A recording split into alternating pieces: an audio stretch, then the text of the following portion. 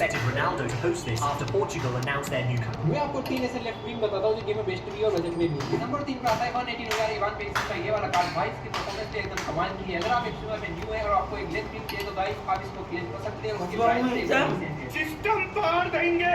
और फिर आता है 118 लेफ्ट विंग मुस्तफा जीको। भाई इसकी परफॉर्मेंस भी एकदम बवाल है और इसके बाद नेशनल क्लिनिकल फिनिशर वाली जिससे भाई इसकी शूटिंग और भी इंप्रूव हो जाती है और प्राइस भी एकदम मस्त है। अगर आप चाहो तो इसको बाय कर सकते हो, नहीं मिलेगा कोई मेरे जैसा। और फिर आता है 119 लेफ्ट विंग एंटोनी गॉर्डन। तो भाई इसकी परफॉर्मेंस भी एकदम बवाल है एंड इसके बाद नेशनल लेवल 2 जिससे भाई ये भाग Ronaldo Nazario and Thierry Henry have both said things about Cristiano Ronaldo that left millions of fans furious. But why have two football legends repeatedly criticized one of the greatest players of all time? Let's start with Ronaldo Nazario. For years, when people heard the name Ronaldo, everyone thought of the Brazilian. Then Cristiano arrived. He didn't just become one of the greatest footballers ever. He became so famous that an entire generation started thinking of Cristiano first whenever they heard the name Ronaldo. R9 has added Cristiano to some of his all-time great lists, but he's also left him out of others. Every time he does, fans explode, especially after Cristiano became football's all-time leading goal scorer. Many supporters believe the comparisons between the two have only made the debate even more personal. Now let's talk about Thierry Henry. For years, Henry was considered the greatest foreign player in Premier League history. Then Cristiano Ronaldo exploded at Manchester United. League titles, a Ballon d'Or, a Champions League. Suddenly, the conversation had changed. The rivalry became even more memorable after Cristiano celebrated in front of the Arsenal supporters, while cameras caught Henry's disappointed reaction in one of football's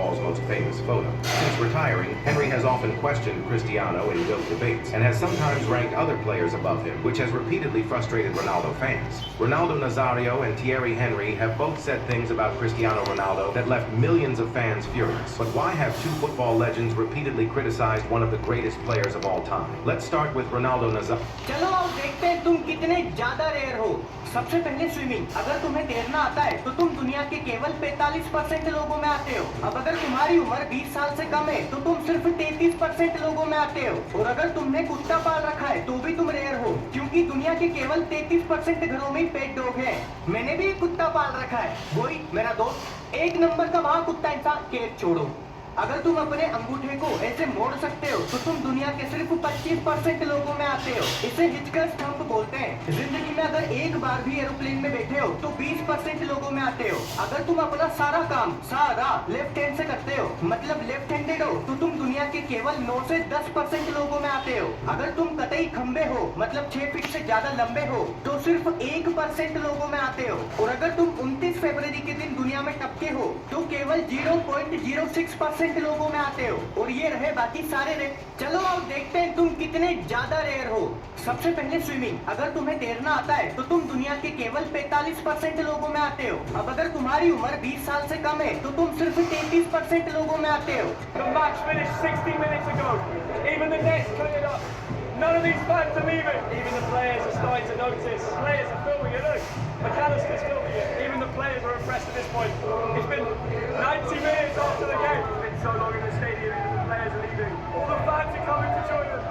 Messi का ये गोल अब Messi की शायद पूरी career ही बर्बाद कर देगा, क्योंकि ये गोल पैसे से खरीदी गई थी। और ये मैं नहीं, लोग कह रहे हैं। वर्ल्ड कप मैच में फीफा पर करप्शन के आरोप लगे हैं और ये सच भी है, क्योंकि जिस तरह से अर्जेंटीना इजिप्ट से जीती है उस तरह का रूल मैंने कहीं देखा ही नहीं है। क्योंकि जब अर्जेंटीना का प्लेयर इजिप्ट की टीममेट से गिरता है तब रेफरी का मुंह बिल्कुल बंद होता है, लेकिन जैसे इजिप्ट के प्लेयर मुस्तफा जीको अर्जेंटीना के खिलाफ दूसरी गोल ठूसते हैं, रेफरी तुरंत फोड़ देता है और इजिप्ट का ये गोल काउंट भी नहीं होता। लेकिन जब अर्जेंटीना का प्लेयर इजिप्ट के प्लेयर को धक्का देकर गिराता है तब रेफरी अर्जेंटीना के खिलाफ कोई फोड़ नहीं देता। और ये तो कम है, क्योंकि पूरी मैच अर्जेंटीना के प्लेयर्स बस ऐसे ही धक्का मुक्की देकर खेली है। हदें तो इतनी बार हो गई कि रेफरी ने कोच तक को रेड कार्ड दे दिया। यही नहीं, अर्जेंटीना के जीतने पर फीफा के स्टाफ, मैनेजर, चेयरमैन सभी ऐसे खुशी मना रहे थे जैसे इजिप्ट दूसरे प्लेनेट का हो और मैच फीफा प्लेनेट का हो रही है। अगर मैच अर्जेंटीना को जिताना है तो क्यों करवा रहे हो फाइनल क्वार्टर में मैच? जिस तरह से रेफरी ने इजिप्ट के प्लेयर को ट्रीट किया, लग ऐसे रहा था जैसे वो जानवर है। उनके लिए फोन नाम की कोई चीज नहीं होती। Messi Bro, they will do everything they can to get these two players a yellow card. FIFA has a rule that if a player receives 2 yellow cards in back-to-back knockout matches, they have to miss the next game. Jude Bellingham and Michael Olise both already have 1 yellow card. If either of them gets another one, they will miss the semi-final. Without Jude Bellingham, there's a high chance England could lose to Argentina. He's England's clutch player. Whenever England are close to losing, he always delivers a masterclass. The same goes for Michael Olise. He's Mbappe's right-hand man and has the most assists at this World Cup. Neither team can afford to risk either player picking up another yellow card. Bro, they will do everything they can to get these two players a yellow card. FIFA has a rule that if a player What the? Hey! Is that Pogba? Let's go, Pogba! यूटॉट्स वाला Gabriel या UCL वाला, इन दोनों में से best central back कौन?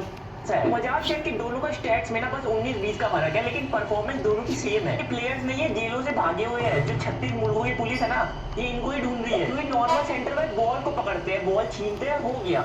बड़ी football को नहीं पकड़ते, ये प्लेयर के ऊपर चढ़ जाते हैं, उनको धर लेते, कहते हैं ना ना ना, 2 छोटी बॉलों पे जो नजर थी वो तो पकड़ी जा चुकी है, बड़ी बॉल को साइड रखो। तो दोनों में ये डिफरेंस है कि ना दोनों के प्ले स्टाइल अलग है। जो यूटॉर्स वाला है उसके पास एंटीसिपेट प्ले स्टाइल है, जो कि एक प्रॉपर सेंट्रल बैक को चाहिए होता है, और अपने यूसीएल वाले गब्रियल के पास है ब्रूशर, जो कि यार फिजिकल एग्रेसिव, एकदम खतरनाक हप्सी जैसा वैसा। और अगर तुम पे ऑलरेडी यूटॉर्स गब्रियल है तो उसको हिला सकते हैं, वो बहुत ज्यादा अच्छा गिर रहा है अभी। तो यूटॉर्स वाला गब्रियल या यूसीएल वाला